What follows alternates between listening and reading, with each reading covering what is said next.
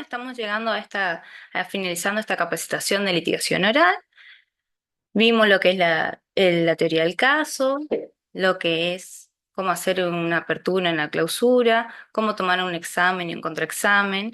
Vimos lo que es para usar las declaraciones previas, el uso de las objeciones y ahora lo que vamos a hacer es introducir la prueba material.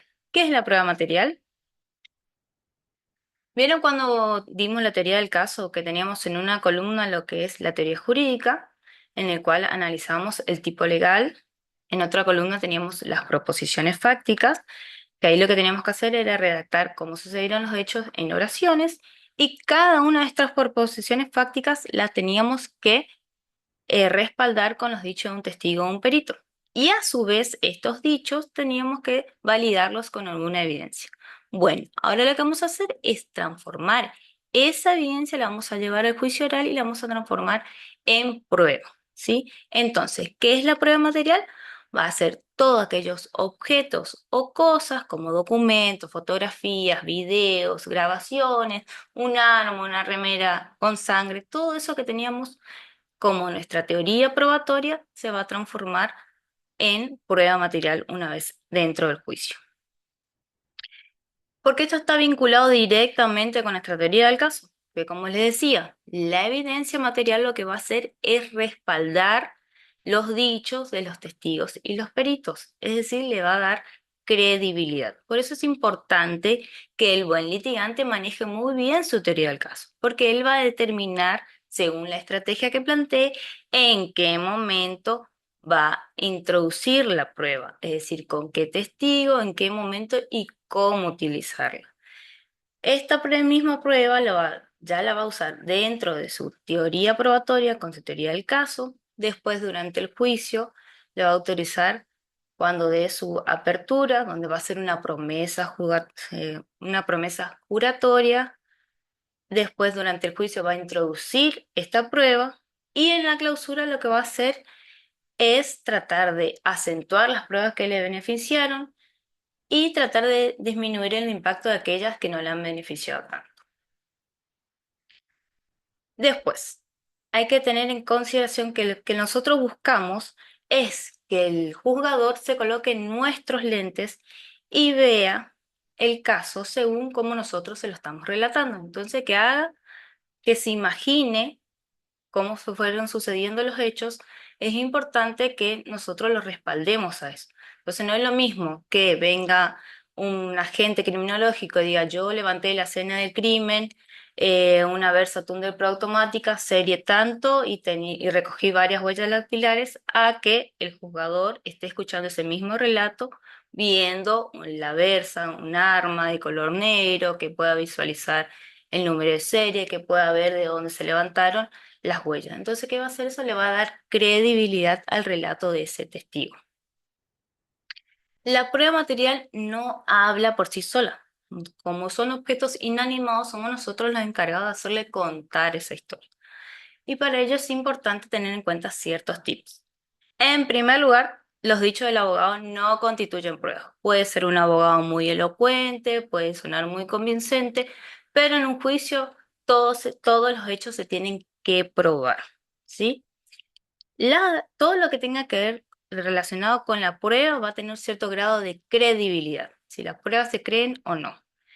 Y con la evidencia lo que tenemos que tratar es que tengan un grado de admisibilidad. Es decir, hay pruebas que pueden ser admitidas eh, según su grado de relevancia y su grado de acreditación.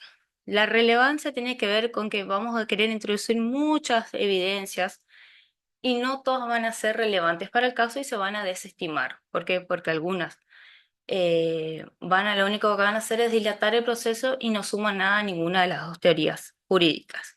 Entonces esas van a ser desestimadas. Y después pueden ser desestimadas porque no reúnen el grado de acreditación. ¿Qué es ese grado de acreditación? Es verificar que las pruebas verificar que las pruebas se hayan obtenido lícitamente y que no hayan podido ser manipuladas. Entonces, verificar el quién, el cómo y el dónde se obtuvieron esas pruebas. También hay que recordar que tiene un cierto grado. ¿sí? Hay pruebas que ameritan mayor grado de acreditación y hay pruebas que ameritan menor grado. Por ejemplo, si que yo quiero introducir una tapa de una revista digital muy conocida, de cierta fecha, lo único que tengo que es entrar a Google y buscar esa tapa y va a ser muy difícil que alguien pueda manipular esa prueba. En cambio, si lo que yo busco es introducir el arma un arma, tiene que ser el arma que se utilizó en los hechos. Entonces, para introducir esa arma necesito que haya seguido cierto procedimiento y cierta cadena de custodia para lograr su grado de acreditación. Otro tema muy importante es que todas las pruebas no son de las partes, son del juicio. Una vez introducidas pueden ser utilizadas por ambas partes.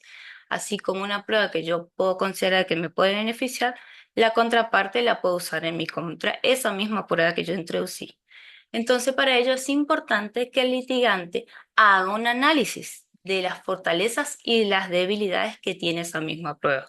Entonces, las fortalezas tenemos que tratar de acentuarlas y reivindicarlas y las debilidades tenemos que tratar de disminuir su impacto negativo. Por eso hay que definir bien la estrategia, conocer bien nuestra teoría del caso, qué queremos acreditar con cada prueba, qué queremos validar con los dichos de ese testigo o de ese perito. Tenemos que determinar cómo vamos a hacer ingresar esa prueba, a través de quién, en qué momento y qué proposiciones fácticas van a validar esa prueba. Ahora bien, ¿cómo se introduce la prueba en el juicio? En primer lugar, tenemos que determinar el momento, ¿sí?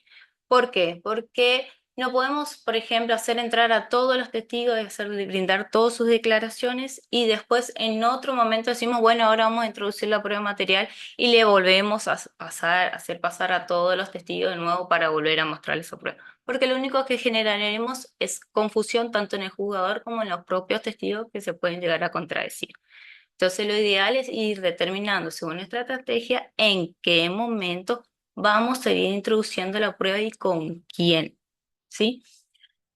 Ahí está el de escoger el testigo o el perito idóneo, porque bien, una prueba puede ser vista por varios testigos y consideramos que cualquiera lo puede introducir, y no es así.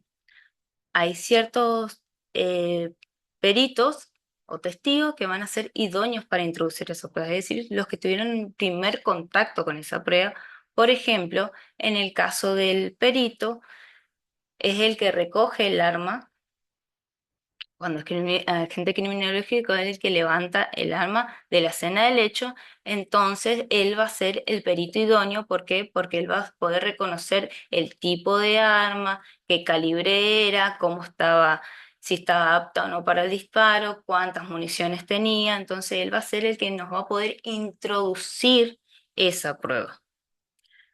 Lo que tenemos que hacer es, una vez determinado quién es nuestro perito testigo idóneo, tenemos que tratar de que él durante su relato nos hable de esa prueba, ¿sí? Él durante su relato tiene que tratar de mencionarla para que nosotros podamos hacer alusión a eso. Lo tiene que dar dentro del contexto del relato. Entonces, una vez que nos habla, por ejemplo, el testigo, sí, yo esa noche procedí a levantar de la escena del hecho un arma, y nosotros, sí, disculpe un momento, ¿usted nos habló recién de un arma? Sí. Y ahí procedemos, al igual que cuando usamos las declaraciones previas, a preguntarle si él la puede reconocer. Entonces decimos, si yo le muestro esa arma, ¿usted la reconocería? Y ahí el testigo tendría que decirnos que sí, que procedemos a ir a buscar esa evidencia y la tenemos que mostrar a las partes, tanto al juzgador como a la contraparte. ¿Por qué? Porque pueden existir objeciones, puede ser que la cadena de custodia se haya roto, puede ser que no sea el arma que estamos mencionando, no sea el mismo número de serie, entonces pueden existir objeciones. Una vez que tenemos la aprobación de la contraparte de que es efectivamente el arma que ya la teníamos introducida, vamos a proceder a ubicar el objeto en el relato. Le pedimos al testigo que nos explique por qué reconoce el arma y ahí él nos va a mencionar que la reconoce porque él fue el que la levantó y se encuentra lacrada y firmada por él. Entonces, una vez que logramos este reconocimiento le pedimos al juez que la introduzca como prueba, tanto de la fiscalía como de la defensa, depende de quién la haya presentado. Ahora, es muy importante que no direccionemos nosotros al testigo. Es el testigo el que nos tiene que ir contando de la prueba durante su relato, no nosotros. Nosotros solo tenemos que ir guiando a través del examen directo, no hablar directamente de la prueba. Una vez que lo hayamos introducido, sí, como prueba, ahí sí ya empezamos a hacer lo que es el examen directo sobre esa prueba. Bueno, nos puede contar cómo fue que la encontró, cómo la levantó, qué huellas dactilares tenía y así sucesivamente. Pero solo una vez que la reconoce y la podemos introducir. Y una vez introducida ya no necesitamos volver a hacer el mismo procedimiento. Esa prueba material se puede usar con cualquiera de los otros testigos y no necesitamos volver a introducirla. Entonces, lo importante es no direccionar al testigo, que lo hable, lo vaya relatando por sí solo. Una vez acreditada, solicitar que se introduzca como prueba, tanto de la fiscalía como de la defensa, y ahí recién empezar a indagar al testigo sobre cómo, dónde, por qué, cómo lo obtuvo y todas las preguntas pertinentes sobre ello. Lo que tenemos que tratar de evitar cuando introducimos esas pruebas es, en primer lugar, introducirlas en cualquier momento, que no sigan el relato de los hechos. Que no tengamos, en segundo lugar, es que no tengamos una estrategia definida, es decir, que no hayamos mirado nuestra teoría del caso y ver cómo lo íbamos a presentar, en qué orden, si iba una prueba primero, la otra, para lograr, les recuerdo, ustedes tienen que lograr que el jugador se coloque sus lentes y vea como ustedes quieren la historia, entonces necesitan armar una estrategia para que todo esto vaya formándose como un rompecabezas, para que tenga lógica su apertura, su introducción y para que después les sirva para su clausura. Y también otro error muy frecuente es introducir, por ejemplo, introduzco el arma, la reconoce y después no la utilizo. ¿Para qué la llevé entonces? Entonces siempre tenemos que tratar de, si llevamos una evidencia, tratar de utilizarlas a nuestro favor. Bueno, con eso me despido, espero que lo hayan comprendido y nos vemos en la clase.